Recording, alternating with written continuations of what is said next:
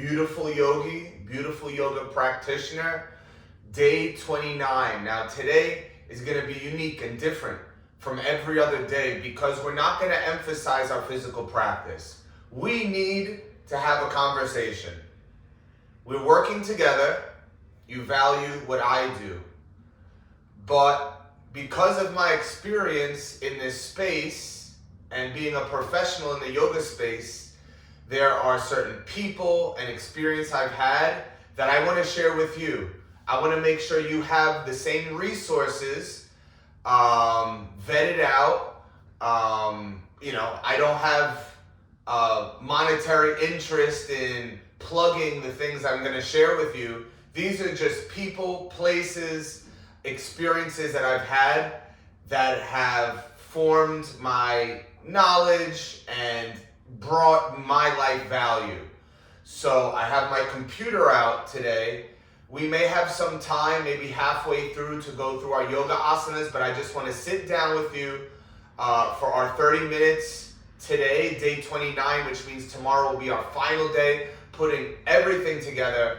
But let's start to work through this list. You're going to have all the links, all the digital footprints to connect with the resources that resonate for you in the description of the video. So I'm going to talk to you. I'm going to share my perspective on the value that these people provide, the books, the resources, and then you can just parse through and see what resonates, what works, what fits for you. So we're going to start with yoga teachers. You know me, and I have my yoga teachers and people who have been the most influential in my path. The number one yoga teacher, in my opinion, is JaredMcccann. This guy is the most charismatic yoga teacher you may find. His skill and ability is at the highest level, and he has a practical approach to connecting the physical and the spiritual that's special. So JaredMcccann is a special yoga teacher. I'm going to add his links, his website, so you can train with him. He has online resources where you can work with him online. You can check him out. If you're looking for who's the best yoga teacher, in my opinion, it's him. His @ is We Are Jared, but again, you're going to have that in writing. So moving on. JaredMcccann. My number 2, the vice president, is Erin Vaughan. So when we talk about these yoga teachers, these are the yoga teachers. You know, if your profession or expertise is in a different realm and you go to yoga class, the professionals in the yoga space are looking to these people as the authority.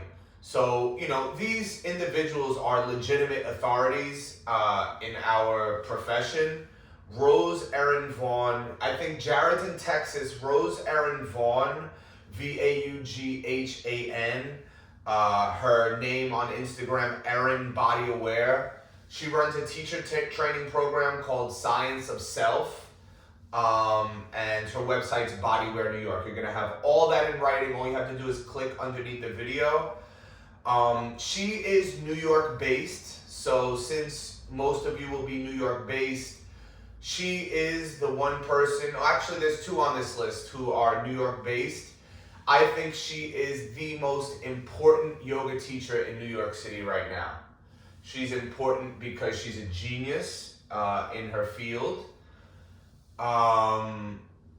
You're going to get invaluable information from her because she integrates Chinese traditional medicine, specifically the meridian system, acupuncture, acupressure, into the yoga practice. So she may be the only person integrating Chinese meridian system, subtle energy body, and yoga. Her physical practice is at the highest level, but it's really her encyclopedic knowledge of yoga, anatomy, and the subtle energy body that makes her unique and a value proposition as far as who to learn from. So you have Jared, you have Rose, Erin. The third most influential teacher who I came across and who resonated strongly with me is in Germany now. His name is Yoshio Hama. He comes from the Dharma Mittra yoga lineage, which we're going to talk about after this. But Yoshio Hama is a yoga teacher. His Instagram is active meditation. You'll see his name in writing. You can check out his Instagram if what you see resonates for you. I don't think he does as much online as Jared and Rose Erin do. I don't think he runs as many teacher training programs as they do, but he has his own unique personality and niche. He's a very traditional yoga guy. He's very by the book, ethically perfect.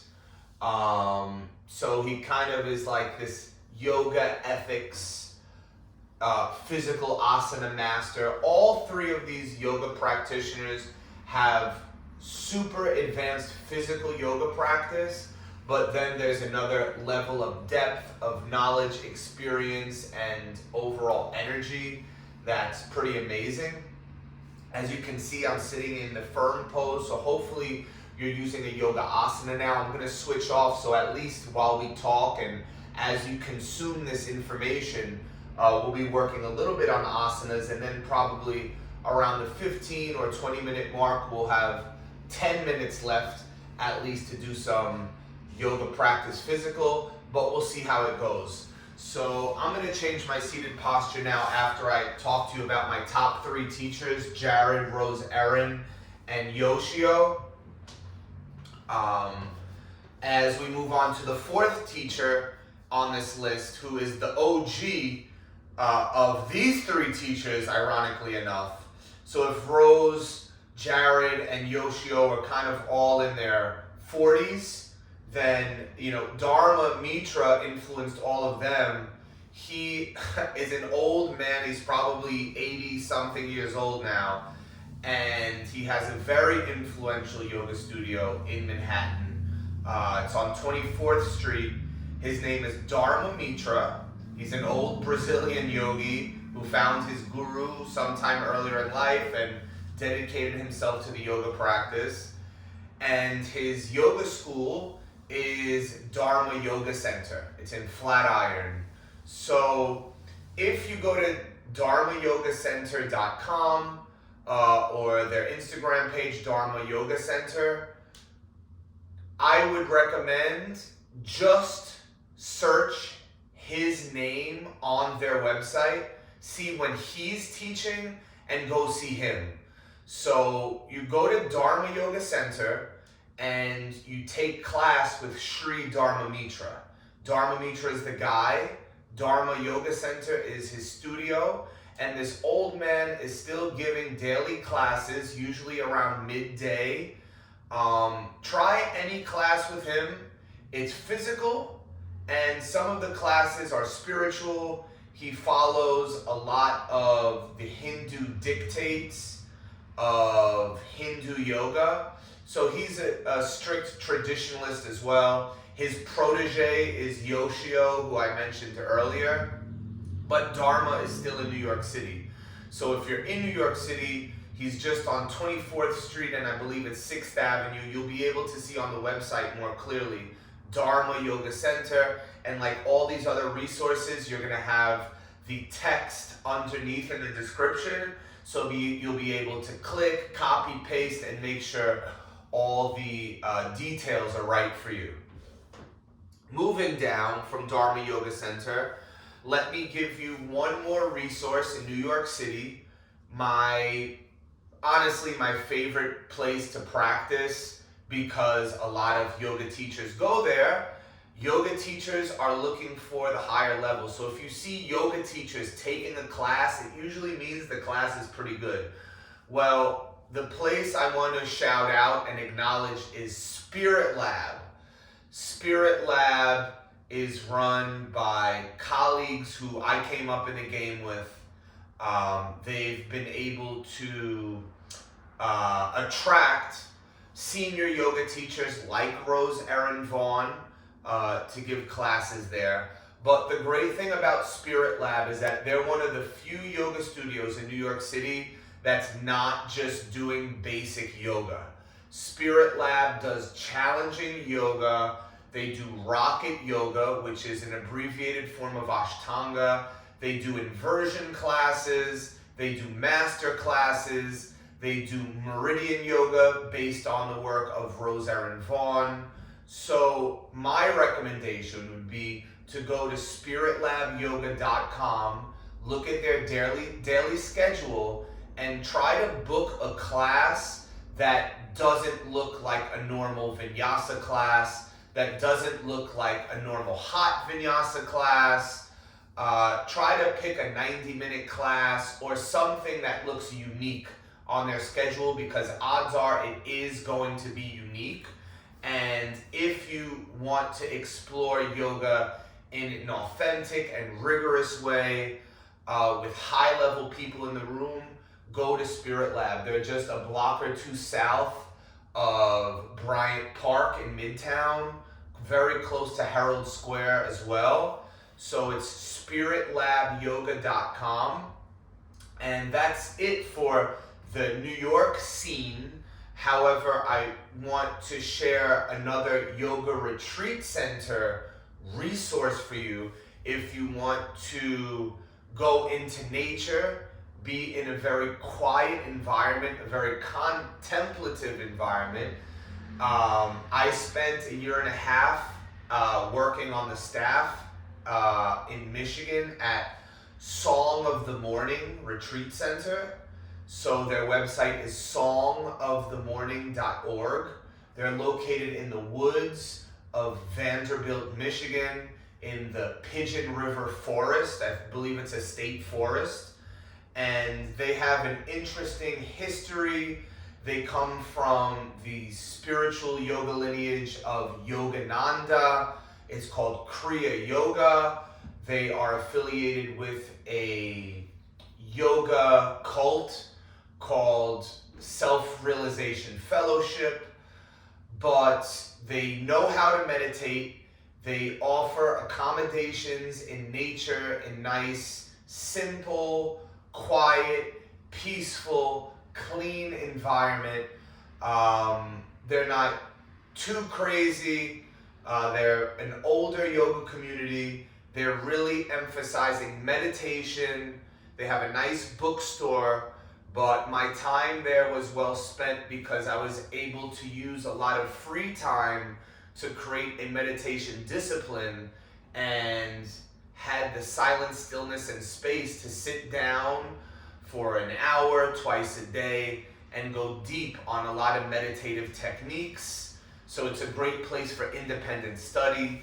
They do run small programs, but I would say if you're like me and you live in the city and you're looking for somewhere to retreat and you like meditation, it may be worth looking at, especially in the warm season.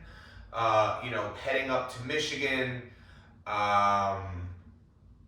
booking a flight and spending a week, 2 weeks, 3 weeks, if you have that kind of time and resources to just enjoy the forest in a civilized way where you'll get vegetarian meals.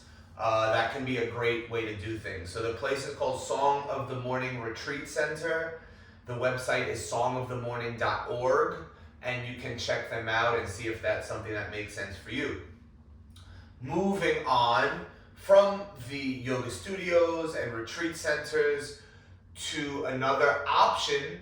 If you're really keen on yoga, there's an opportunity to do a Master's of Yoga Studies at Loyola Marymount University in Los Angeles.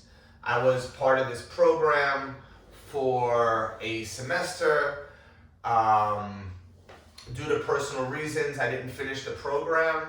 However, David Chappell is a yoga practitioner and academic at Loyola Marymount who was able to create an accredited master's program, a Master of Arts in Yoga Studies. So if you join that program, you would be learning Sanskrit, how to read it, how to write it. You would be learning yoga history. You would be reading yoga scriptures and kind of unpeeling or deeply studying, first-hand texts, not interpretations. You'll be really delving into the essence of Hindu yoga, yoga tradition, the spirituality, the religion of yoga, the esoteric elements of yoga, mystical experiences. You would be studying these things and really broadening your intellectual, or basically that, your intellectual understanding, framework, context of yoga. So, if you're in the market for postgraduate studies, if it seems like it makes sense, there is a program available to you in Los Angeles at Loyola Marymount in the Westchester section of Los Angeles, close to LAX, that is available to adults and postgraduate students, enthusiasts, to kind of approach yoga from the books and from the brain and not from the physical. Although during the program there are times to get together and practice asanas, and you'll meet some interesting like-minded people. Those are the brick and mortar people and places to go for yoga, for my opinion. I want to share 2 more resources with you for independent study and research. I want to share the HemiSync Gateway Experience guided meditation with you. HemiSync is a program created by Robert Monroe, who founded the Monroe Institute. And at the Monroe Institute, they do guided meditations using binaural beats and headphones.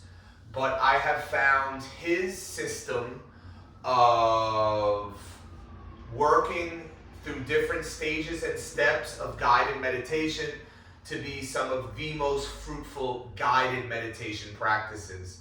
I'm going to make sure at the end of the video to make sure that I comment on advanced yoga practices as another resource. That's not a guided meditation, that's a different meditation system.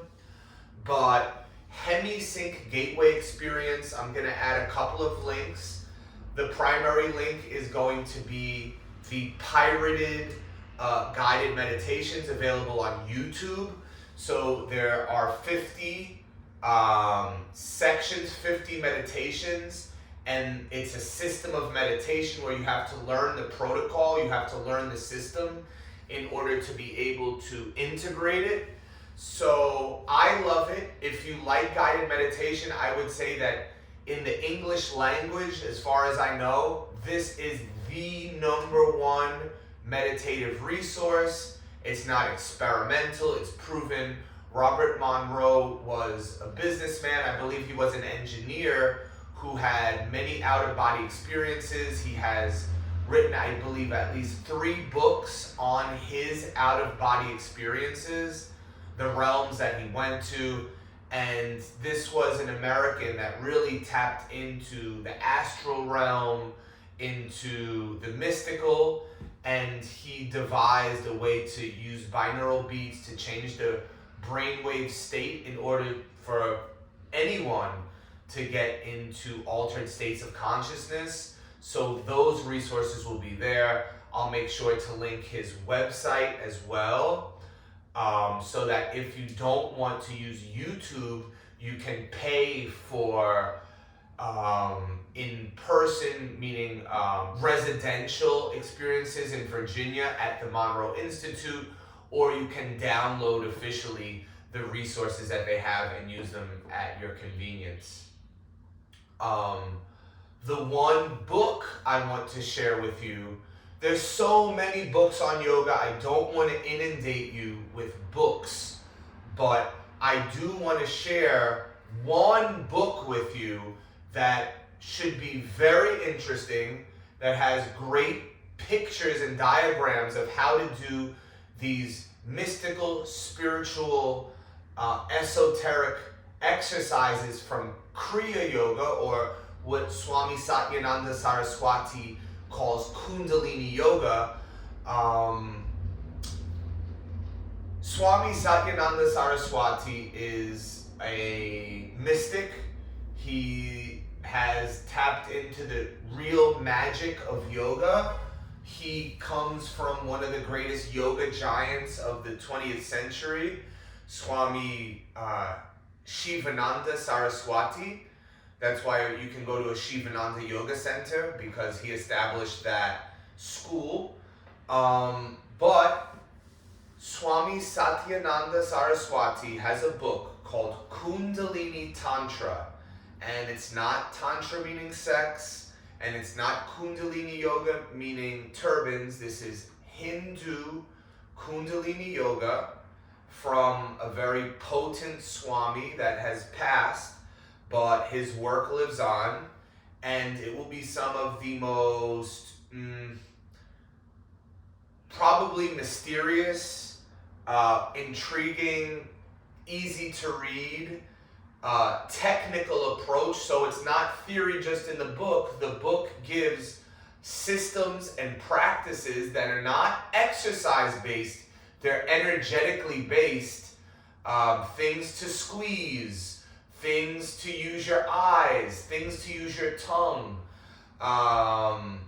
different cycles of energy in the body. So it's a different approach to yoga than you're probably familiar with. His Kundalini Yoga, Kundalini Tantra is very, very inspiring, amazing, motivating. If you're interested in spiritual yoga, this will be a refreshing book for you. Kundalini Tantra by Swami Satyananda Saraswati, by the Bihar Yoga Publications Trust. So really any book you get from his school called Bihar Yoga and the Bihar Yoga Publications Trust will be an asset to you. But the one book that I would recommend that's easy enough to read, that's interesting, is his book Kundalini Tantra. And the final resource I want to share with you is Advanced Yoga Practices. The website is aypsite.org. This is the only one that I have not yet put into the system. I use this system daily. I used to use more components of the system to create an elaborate sequence and protocol for Kriya Yoga, which is a meditative style of yoga that is very technical. The practices are very specific, and it's not like a devotional, spiritual experience. It's a disciplined yoga path that you have to commit to every day. Do the exercises every day in order to enhance your spiritual anatomy, working the spine, working deep meditation to enter deeper states of consciousness over a long period of time in order to get the benefits of outpouring divine love and ecstatic conductivity. So it's AYP, which means Advanced Yoga Practices. I'm going to make sure to give you all the things to click so you don't have to remember anything. You can just listen to my dissertation and notice which parts of it resonate for you, so you'll be able to make a educated decision or research and investigate what parts of the information I share with you make sense. There's an anonymous guru or anonymous author or anonymous yoga teacher who developed this website called aypsite.org, Advanced Yoga Practices by Yogani. So Yogani, Yogani, is the author, the creator of a system called Advanced Yoga Practices. He was practicing yoga in many forms over the course of time and then decided to disseminate for free his findings. I believe in him. His practices, his approach is very ethical and equitable. It's all free resources. The practices are free. The descriptions are free. The explanations are free. Of course, you can purchase supplementary resources like books, guides. You can enter their community, their online community for support. I hosted yoga retreats on behalf of AYP. I went to yoga retreats on behalf of AYP. They use spinal breathing from Kriya Yoga. They use deep meditation from Transcendental Meditation using the mantra I am. So if you ever heard of TM or Siddha Yoga, TM was a system that people would pay thousands of dollars to receive a mantra, which is pretty unfair. But now that information is public, and AYP would be the #1 resource, in my opinion, to help you build a personal yoga practice and also to access a litany of yoga articles that really connect to the essence of spiritual yoga, to open the heart, to open the mind, to transcendental consciousness, to get out of the ego state or whatever hardship modern life causes you, and to truly shift you into those transcendental yoga states. We have about 2 minutes to do yoga. I want to make sure we do something today. So I'm going to close my computer and we're going to do a little something in downward facing dog. So let's see what kind of yoga we can realize in 2 minutes. Our 2-minute yoga practice. You didn't expect this during your 30-day to be sitting, but let's get to it. Stretch out your fingers, lift your hips, pedal your knees, a little bit right and left, right and left. Move your head and stretch your neck, stretch out your hands. Press into the ground. You can always reach out to me if you kind of want to talk about either these resources, these people, my opinion, or other thoughts you may have, so that I can continue to guide you. Just as someone who has a certain level of expertise and experience, I'm happy to help you and guide you to your next step. We're going to add a back bend camel pose to our down dog, so you at least did one asana basic today. Let's add a second. Palms on your back, pinkies touch, elbows in. Squeeze your butt, press your hips forward, and let your head fall back. Feel your heart and your chest open. Let's see if we can breathe here. Hips forward, head back. Feel your spine bending. Breathe while you do it. Maybe close your eyes.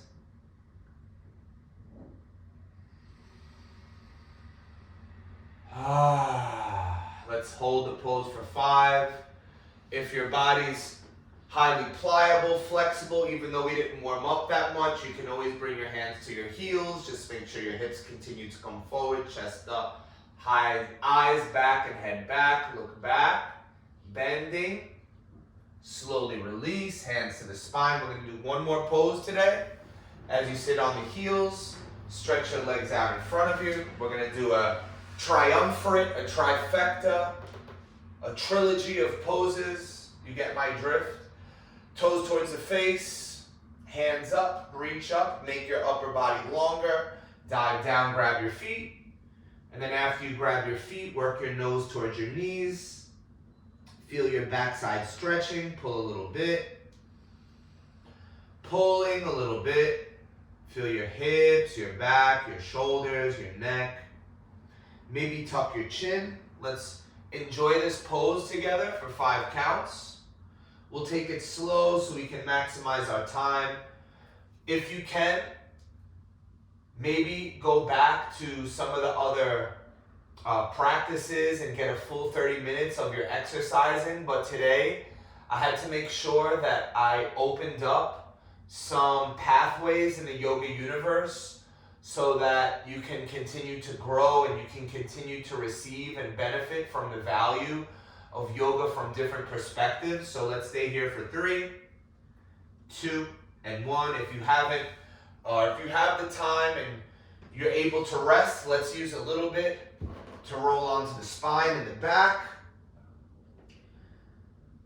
If you can, give yourself a few moments to do nothing, right? Even if you don't do a full yoga routine, meaning the exercise portion, if now is the only moment you think you'll have to do your yoga for today, then just use it in Shavasana. Because Shavasana itself, as you lay down and relax, can be an amazing place to recharge, to find balance, homeostasis, so physical, neurological, and all the subsystems help to find a balanced energy.